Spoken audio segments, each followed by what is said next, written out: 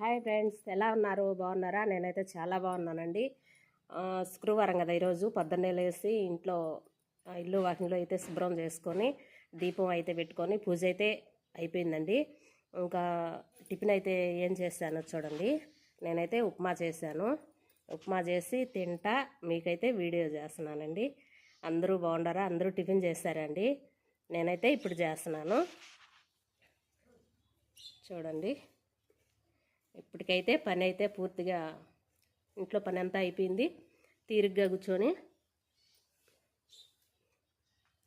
Tiffin అయితే చేస్తున్నాను.